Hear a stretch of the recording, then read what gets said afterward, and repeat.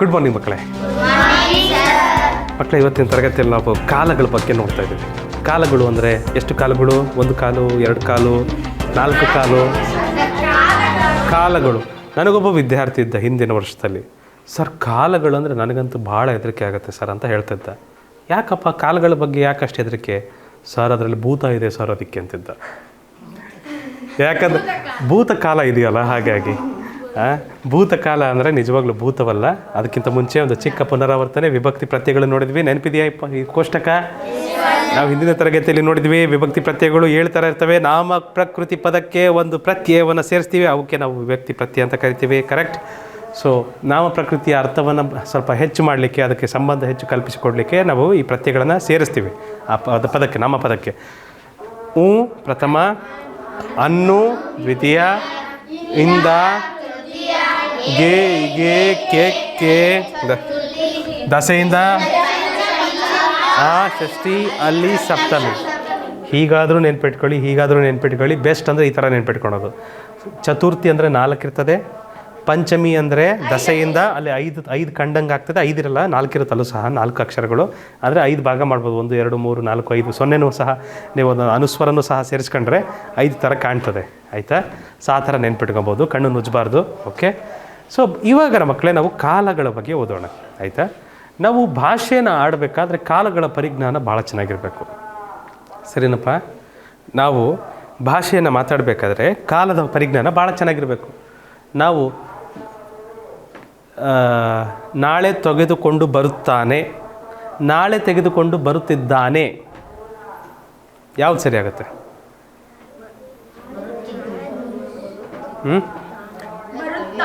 ಬರುತ್ತಾನೆ, ಹೌದಲ್ವಾ? ಅದನ್ನೂ ಆಗಿಲ್ಲ ತಾನೇ, ಆಗಬೇಕು ತಾನೇ, ಭವಿಷ್ಯತ್ ಕಾಲದಲ್ಲಿದೆ ಅದು. ನೆನ್ನೆ ಮದನ್ ತನ್ನ ಮನೆಗೆಲಸವನ್ನು ಮಾಡಿದ್ದಾನೆ. ನೆನ್ನೆ ಮದನ್ ತನ್ನ ಮನೆಗೆಲಸವನ್ನು ಮಾಡುತ್ತಿದ್ದಾನೆ, ಸರಿಯಾಗುತ್ತಾ? ಮಾಡಿದ್ದಾನೆ ಸರಿಯಾಗುತ್ತೆ. ಮಾಡುತ್ತಿದ್ದಾನೆ ಸರಿಯಾಗುತ್ತಾ? ನೆನ್ನೆ ಮದನ್ ತನ್ನ ಮನೆಗೆಲಸವನ್ನು ಮಾಡ್ತಾನೆ, ಸರಿಯಾಗುತ್ತಾ? ಇಲ್ಲ. ಸೊ ಹೀಗಾಗಿ ಭಾಷೆ ನಾವು ಯಾವ ಕಾಲದಲ್ಲಿ ಮಾತಾಡ್ತೀವಿ ಅನ್ನೋದು ಭಾಳ ಮುಖ್ಯ ಆಗ್ತದೆ. ಆಯಿತಾ? ಕಾಲಗಳಲ್ಲಿ 3 ಥರ ಕಾಲಗಳಿದಾವೆ ಮಕ್ಕಳೇ, ನಿಮಗೆ ಗೊತ್ತಿರಬಹುದು ಈಗಾಗಲೇ. ಭೂತಕಾಲ, ವರ್ತಮಾನ ಕಾಲ, ಭವಿಷ್ಯತ್ ಕಾಲ. ನಾನೇ ಇಲ್ಲಿರೋದು ನೋಡ್ರಿ, ಎಷ್ಟು ಚಂದದಿನ ನಾನು. ಇದು ನಾನೀಗ ವರ್ತಮಾನದ ಕಾಲದಲ್ಲಿದ್ದೀನಿ. ನನ್ನ ಭೂತಕಾಲದಲ್ಲಿ ಹೇಗಿದ್ದೆ? ನಾನು ಸಣ್ಣ ಮಗುವಾಗಿದ್ದೆ, ನಾನು ಚಿಕ್ಕವನಾದಾಗ. ಮುಂದೆ ನಾನು ಹೇಗಾಗ್ತೀನಿ? ಅಜ್ಜ ಆಗ್ತೀನೋ ನಾನು? ವಯಸ್ಸಾಗ್ತದೆ ಅಷ್ಟೇ, ಅಜ್ಜ ಆಗಲ್ಲ ನಾ. ಓಕೆ, ವಯಸ್ಸಾಗ್ತದೆ. ಇಲ್ಲ, ಕೋಲ್ ಇಟ್ಕೊಳಲ್ಲ ನಾನು, ನೋ ಕೋಲು. ಓಕೆ, ನೋ ಕೋಲ್ ಹಿಡ್ಕೊಳಲ್ಲ. ಚೆನ್ನಾಗಿ ಓಡಾಡ್ತೀನಿ ನಾನು, ಆರೋಗ್ಯವಾಗಿರ್ತೀನಿ. ಓಕೆ, ಸ್ಟ್ಯಾಂಡಾ? ಎಂತ ಮರೆ ನೀವು? ವೀಲ್ ಚೇರಾ? ಯಾರು ವೀಲ್ ಚೇರ್ ಅಂದ್ರಲ್ಲ?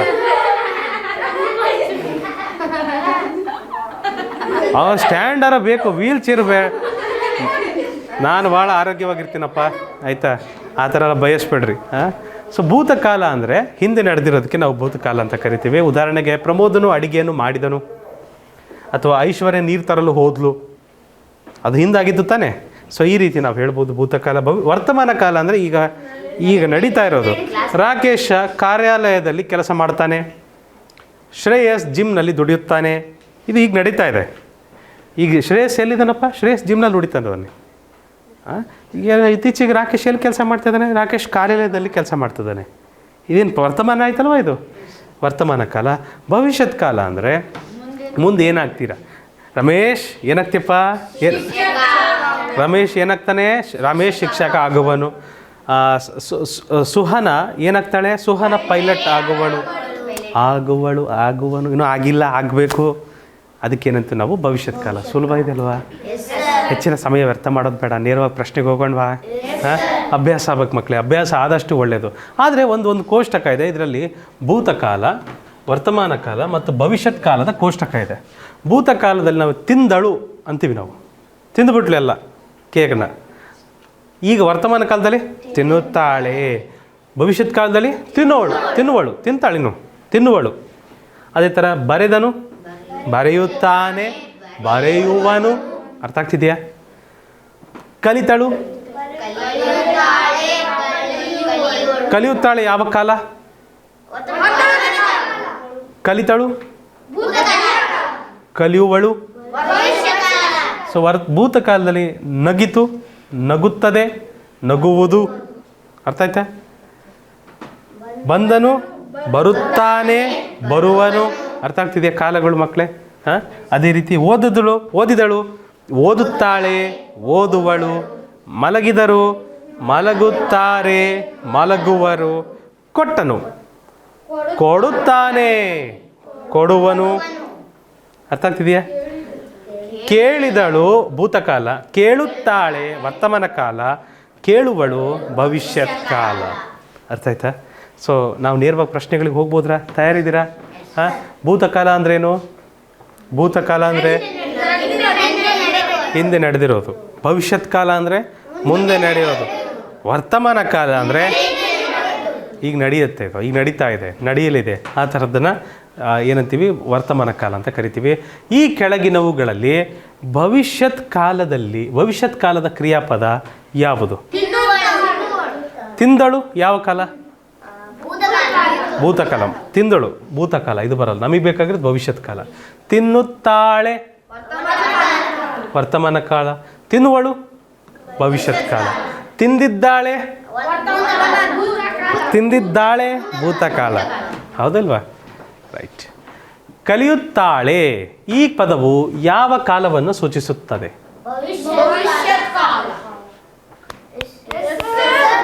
ಕಲಿಯುವಳು ಭವಿಷ್ಯತ್ ಕಾಲ. ಕಲಿಯುತ್ತಾಳೆ, ಹೌದಲ್ವಾ? ಈಗ ಕಲಿತಾಳೆ, ಹೌದಲ್ವಾ? ಕಲಿಯುತ್ತಾಳೆ ವರ್ತಮಾನ ಕಾಲ ಆಗುತ್ತೆ. ಕಲಿಯುವಳು, ನಾಳೆ ಕಲಿಯುವಳು ಭವಿಷ್ಯತ್ ಕಾಲ ಆಗ್ತಿರ್ತದು. ವರ್ತಮಾನ ಕಾಲ ಸರಿ ಆಗ್ತದೆ. ಈಗಾಗಲೇ ನಡೆದ ವಿಷಯವನ್ನು ತಿಳಿಸುವ ಕಾಲ ಯಾವುದು? ಈಗಾಗಲೇ ನಡೆದೋಗ್ಬಿಟ್ಟಿದೆ ಅಂತ. ಈಗಾಗಲೇ ನಡೆದ ವಿಷಯವನ್ನು ತಿಳಿಸುವ ಕಾಲ ಯಾವುದು? ಭೂತಕಾಲ. ಭೂತಕಾಲ. ಓದುವಳು ಈ ಕ್ರಿಯಾಪದದ ಭೂತಕಾಲದ ರೂಪ ಯಾವುದು? ಭೂತಕಾಲದ ರೂಪ ಯಾವುದು? ಓದುವಳು. ಓದಿದಳು. ವರ್ತಮಾನ ಆದರೆ ಏನಾಗುತ್ತೆ? ಓದುತ್ತಾಳೆ. ಕರೆಕ್ಟ್.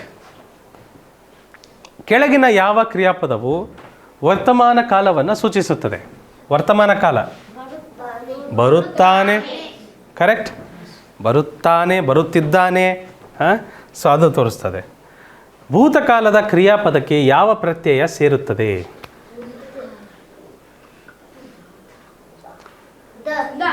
ಭೂತಕಾಲಕ್ಕೆ ಏನು ಸೇರಿಸ್ಬೇಕು? ಭೂತಕಾಲಕ್ಕೆ ಏನು ಮಾಡ್ಬೇಕು ನಾವು? ಕರೆಕ್ಟ್. ಸೇರಿಸಿದ್ರೆ ಹೆಚ್ಚಾಗಿ ಏನಾಗ್ತದೆ? ಅದು ಭೂತಕಾಲ ಆಗ್ತದೆ. ವರ್ತಮಾನ ಆಗ್ಬೇಕಂದ್ರೆ ಊತ ಸೇರಿಸ್ಬೇಕು ವರ್ತಮಾನಕ್ಕೆ. ಭವಿಷ್ಯತ್ಗೆ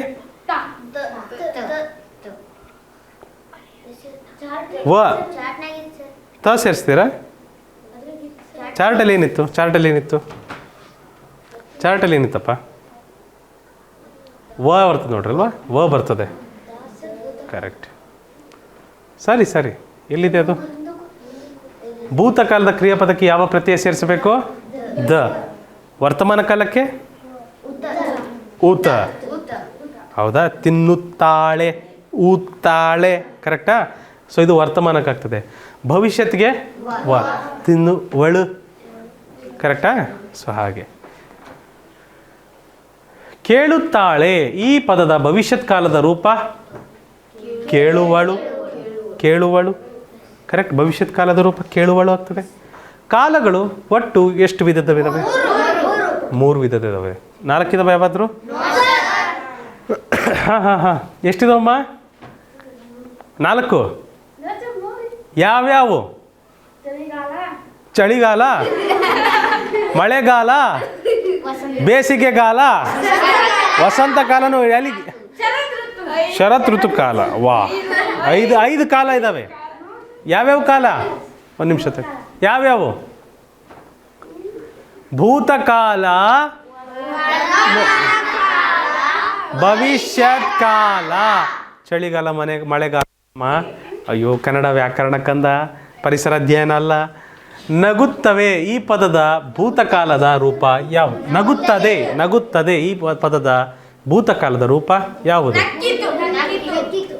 ನಗಿತು, ನಕ್ಕಿತು ಅಥವಾ ನಗಿತು, ನಗಿತು. ಮುಂದೆ ನಡೆಯುವ ವಿಷಯವನ್ನು ತಿಳಿಸುವ ಕಾಲ ಭವಿಷ್ಯತ್ ಕಾಲ. ಚಳಿಗಾಲ ಮಳೆಗಾಲ ಕೊಟ್ಟಿರ್ತಾರೆ, ಅಲ್ಲಿದ್ದಾರಲ್ಲ ಬೇಸಿಗೆಗಾಲದವ್ರು ಹಾಕ್ಲಿ ಅಂತ ಕೊಟ್ಟಿರ್ತಾರೆ. ಏನ್ರಿ? ಓಕೆ. ಕೊಟ್ಟನು ಯಾವ ಕಾಲದ ಕ್ರಿಯಾಪದ? ಕೊಟ್ಟನು. ಕೊಡುವನು ಭವಿಷ್ಯತ್ ಕಾಲ, ಕೊಡುತ್ತಾನೆ ವರ್ತಮಾನ ಕಾಲ, ಕೊಟ್ಟನು ಭೂತಕಾಲ, ನಿತ್ಯ ಕಾಲ. ಅವ್ರಿಗಿದಾವಲ್ಲಪ್ಪ ಮಳೆಗಾಲ ಚಳಿಗಾಲದಾಗ ನಿತ್ಯ ಕಾಲನೂ ಬರ್ತದಲ್ವಾ, ಅವ್ರಿಗೆ ಕೊಟ್ಟಿರ್ತಾರೆ ಅವ್ರಿಗೆ. ಮಲಗುತ್ತಾರೆ ಈ ಪದದ ಭೂತಕಾಲದ ರೂಪ ಯಾವುದು? ಮಲಗುತ್ತಿದ್ದಾರೆ, ಮಲಗಿರುವರು, ಮಲಗಿದರು. ಕರೆಕ್ಟ್. ವರ್ತಮಾನ ಕಾಲದ ಕ್ರಿಯಾಪದಕ್ಕೆ ಯಾವ ಪ್ರತ್ಯಯ ಸೇರುತ್ತದೆ? ವರ್ತಮಾನ ಊತ. ಕರೆಕ್ಟ್. ಬರೆಯುವನು ಈ ಪದದ ವರ್ತಮಾನ ಕಾಲದ ರೂಪ ಯಾವುದು? ಬರೆಯುತ್ತಾನೆ. ಕರೆಕ್ಟ್. ಈಗ ನಡೆಯುತ್ತಿರುವ ವಿಷಯವನ್ನು ತಿಳಿಸುವ ಕಾಲ ಯಾವುದು? ಈಗ ನಡೆಯುತ್ತಿರೋ ವಿಷಯವನ್ನು ತಿಳಿಸುವ ಕಾಲ ವರ್ತಮಾನ ಕಾಲ. Very good. ಕಲಿತಳು ಈ ಪದದ ಭವಿಷ್ಯತ್ ಕಾಲದ ರೂಪ ಯಾವುದು?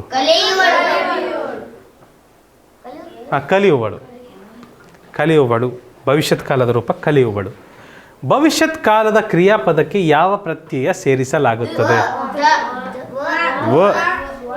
ತಿನ್ನುವಳು, ಕಲಿಯುವಳು. ಪ್ರಮೋದನು ಊಟವನ್ನು ಮಾಡಿದನು ಈ ವಾಕ್ಯವು ಯಾವ ಕಾಲವನ್ನು ಸೂಚಿಸುತ್ತದೆ? ಊಟವನ್ನು ಮಾಡಿದನು, ಭೂತಕಾಲ. ಆಪ್ಷನ್ ಸಿ ಇದಕ್ಕೆ ಸರಿಯಾದ ಉತ್ತರ. ಮಳೆಗಾಲ ಇದೆಯೇನಪ್ಪ? ನಿತ್ಯಕಾಲ ಇದೆ. ಬರುವನು ಈ ಪದದ ಭೂತಕಾಲದ ರೂಪ ಯಾವುದು? ಬಂದನು. ರಾಕೇಶ ಕಾರ್ಯಾಲಯದಲ್ಲಿ ಕೆಲಸ ಮಾಡುತ್ತಾನೆ ಈ ವಾಕ್ಯವು ಯಾವ ಕಾಲದ ಉದಾಹರಣೆ? ವರ್ತಮಾನ ಕಾಲ. ಕೆಲಸ ಮಾಡುತ್ತಾನೆ. ಕರೆಕ್ಟ್. ಕೊಡುತ್ತಾನೆ ಈ ಪದದ ಭವಿಷ್ಯತ್ ಕಾಲದ ರೂಪ ಯಾವುದು? ಕೊಡುತ್ತಾನೆ. ಭವಿಷ್ಯತ್ ಕಾಲ, ಭೂತಕಾಲ ಅಲ್ಲ, ಭವಿಷ್ಯತ್ ಕಾಲ. ಇನ್ನು ಕೊಟ್ಟಿಲ್ಲ. ಕೊಡುವನು. ಕೊಟ್ಟನು ಆದರೆ ಭೂತಕಾಲ ಆಗುತ್ತದು. ರಮೇಶ ಶಿಕ್ಷಕ ಆಗುವನು ಈ ವಾಕ್ಯವು ಯಾವ ಕಾಲವನ್ನು ಸೂಚಿಸುತ್ತದೆ? ಭವಿಷ್ಯತ್ ಕಾಲ. ಇನ್ನೂ ಆಗಿಲ್ಲ, ಆಗಬೇಕು. ನಗುವುದು ಈ ಪದದ ವರ್ತಮಾನ ಕಾಲದ ರೂಪ ಯಾವುದು? ನಗುತ್ತದೆ. ಕರೆಕ್ಟ್. ನಗುತ್ತದೆ. ತಿನ್ನುತ್ತಾಳೆ ಈ ಪದದ ಭೂತಕಾಲದ ರೂಪ ಯಾವುದು? ತಿಂದಳು ಆಗ್ತದೆ. ಹನುಮಂತು ಐಶ್ವರ್ಯ ಹಾಲು ತರಲು ಹೋದಳು ಈ ವಾಕ್ಯವು ಯಾವ ಕಾಲದ ಉದಾಹರಣೆ? ಐಶ್ವರ್ಯ ಹಾಲು ತರಲು ಹೋದಳು ಯಾವ ಕಾಲಪ್ಪ?